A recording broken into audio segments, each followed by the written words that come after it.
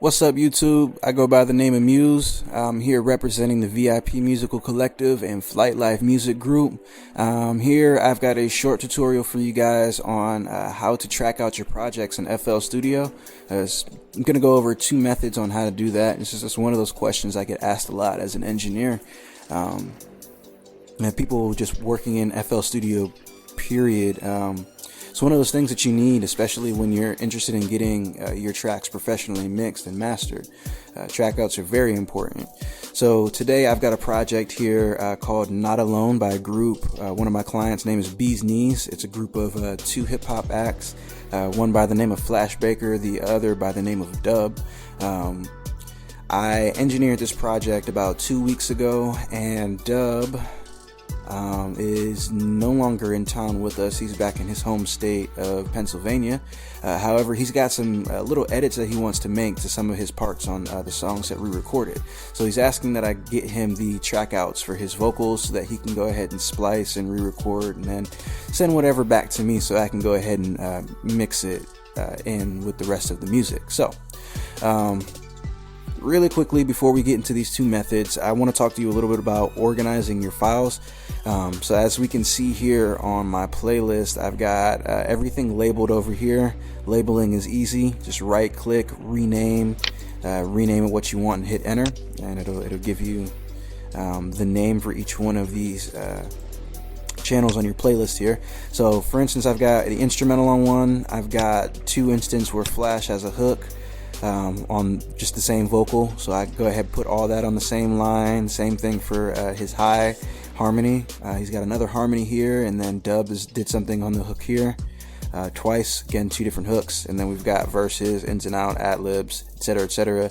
Down here I've got some automation, but we'll save that for a different tutorial.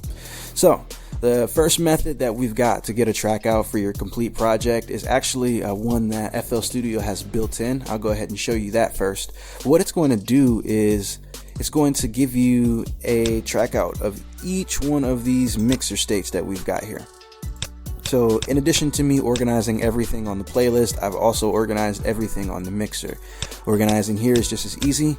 I'll show you really quickly the easiest method when you're starting from scratch. If you click on this little circle right here next to whatever sound, be it an instrument or vocal, you click on that, you can highlight all of them, or click once and it'll highlight one individually. Let's do one individual first. So let's say we're trying to assign this kick to the mixer channel, or to a mixer channel, excuse me.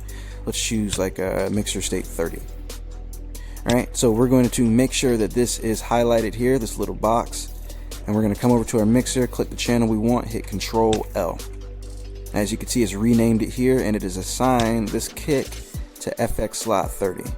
Now, let's one up that really quickly. If we want to do all of them, make sure that all of them are clicked, or highlighted rather. Go to the mixer slot that you want, hit Control Shift L, and boom. 1, 2, 3, and 4 instruments are now listed onto the mixer channel. Other ways to do that would be to go into individual file and just drag and drop, and then you can rename by pushing the F2 key. You can name it whatever you want, but those are just a couple of ways to help you with the organization. But make sure you get everything organized and everything onto its own mixer state. Very important. I also highly recommend naming your mixer channels, because the method that we're about to use is going to drag in the names from your mixer. So once you have all of that finished, we're going to go to File. We're going to hit Export, Wave. Whenever you're doing anything dealing with music, especially from a professional standpoint, you want to make sure you're using a WAV file. That's a lossless format, so you're getting the highest possible fidelity of music that you can, as opposed to an MP3, which is not a lossless format. You're going to lose some of the actual fidelity, some of the... you might not hear a difference, but you're losing audio quality. So always use a WAV. I already have a folder here on my desktop that I'm going to track out these files to. So I'm going to go here, organization. The song name is Not Alone, so go ahead and put that, a little dash, and we'll leave the rest blank. Hit save. Then it's going to bring up the rendering window. So we're going to make sure that we've got wave selected up here for the output format. We're going to leave the remainder. This little box right here, very important. Don't choose 16-bit. You always want to choose the bit quality or the bit rate that you recorded into. So I believe I either recorded in a 24 or 32. If you're not sure, there's not too much of a difference between the two, from what I understand. So I typically just go ahead and choose 32 because it's the highest quality, and we'll worry about downsampling later in the dithering process. Just make sure that 16 isn't selected prior to your dithering, right? So we're going to select 32, come down here to split mixer tracks. The next very important thing. We're going to make sure that that's highlighted. Now immediately we can see a change up here where it says disk space, uncheck it, check it. The reason why this is so much more than having this unchecked is because it's literally going to give you a track out of each one of your individual mixer states. So of course the space is going to take up a lot more with this option than having it unchecked, which would just give you the master track and render that. So make sure we click that, double check, and we're gonna hit start. Now it will take some time depending on your computer and its processing power, but I'm not gonna go through this right now because we could be here for a while. So I'm gonna hit abort, but I do want to show you what happened here. Let's go into the folder, and as you can see, I've got a list of every one of these channels that I utilized, and just like I said, it goes ahead and pulls the name in from that mixer channel. So there are pros and cons to using this method for your trackouts. The pros obviously is it's quick and easy. Once you get everything organized, I mean, you literally just go in, you click the button and render it, and it goes ahead and does everything for you. And it also will track out every preset that you have on the mixer. So for example, let's go over to Dub's Adlib. I've got a few effects here. It's going to print all of these effects that you've got onto that track out that you've got for this specific channel. So everything that I've got for Dub's Adlibs is going to be printed onto that specific track out. Some cons though, if you utilize sends in your mix, or if you're making beats and you end up utilizing the sends, it unfortunately is going to print the send to a completely different track out. So every effect that you've got on this send is only going to be on the send track out, and not, for instance, the dub adlib track out or the dub lead track out. So if I had like a compression bus on this send right here, this send is going to print out the compressed vocals. However, it's not going to do the same tracking out these vocals with the compressor on these individual track outs, if that makes any sense. Same thing for the master track. It's going to print you out a master track out. However, any effects, like I've got some effects here on my my master rack, those are not going to print out to each one of these individual track outs. It's only going to print out to the master track that I've got tracking out to. So that's option one. Pros and cons for both of them. The second one is the way that I use the most often, and for this we're predominantly going to be using the playlist here. So we're going to make sure again everything is organized. That's crucial in this step. And literally all we're going to do is we're going to solo the track. So we're going to start off with this instrumental track really quickly. And before I do that, give me just a second here. I'm going to go ahead and delete all of these so it starts fresh in this folder. So we go ahead solo one track. We're going to go back in here, export, wave file. Going to go to that folder that we've got set aside for it.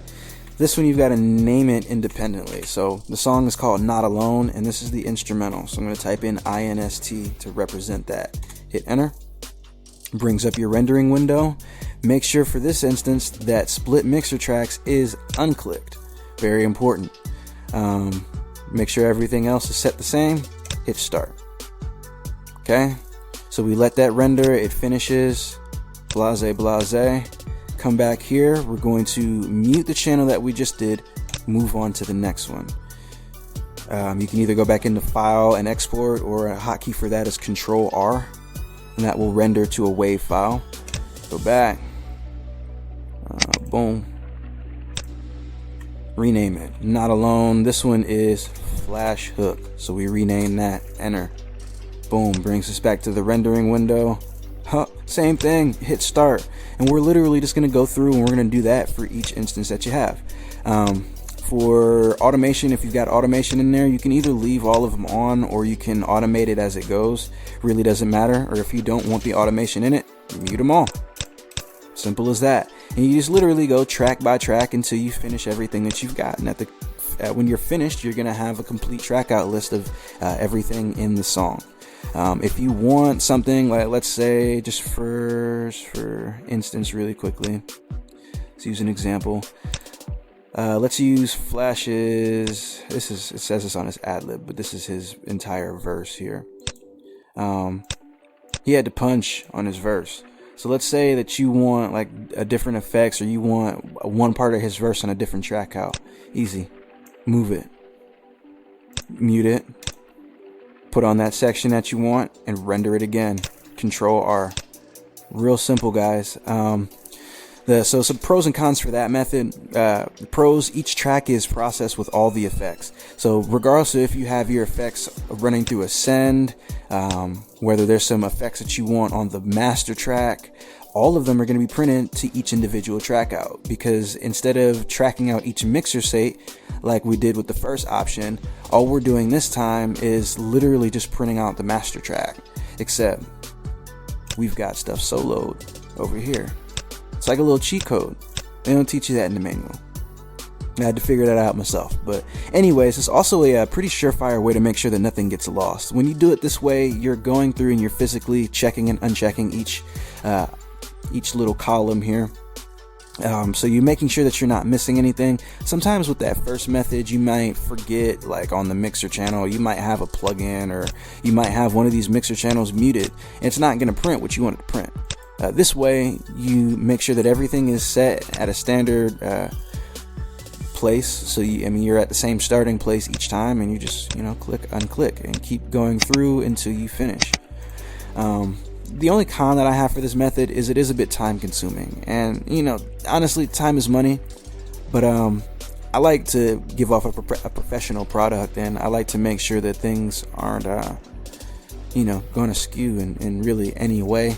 So I like to double check and be careful with my music and make sure that I'm extra organized. You might work differently, but these are just two methods that I've found that work very well to track out your entire project in FL Studio. I can't stress again, name your rendered files. Even if you use the first method, regardless of what method you use, go back, double check, make sure the names are correct. I can't tell you how many times as an engineer somebody will send me a project to mix and there's no names, or everything has the same name, and I'm confused. I don't know what everything is. It makes it 10 times harder on me as an engineer to do my job, which in turn is going to affect the final product that you have. So guys, have the courtesy when you're sending your track outs or sending anything musically related, organize it. Organize it, organize it, organize it. I can't stress it enough. Makes your job and everybody else's job so much easier. So hopefully you were able to take something away from this tutorial. I tried to keep it as short as possible. Sorry guys, I like to talk. I'm an artist as well. Make sure you hit like and subscribe. And also make sure you check out my other videos. They'll be up. And check out some of the links as well if you're interested in seeing what else we do here at VIP Musical Collective. So again, this is MU$E, aka Muse, signing off.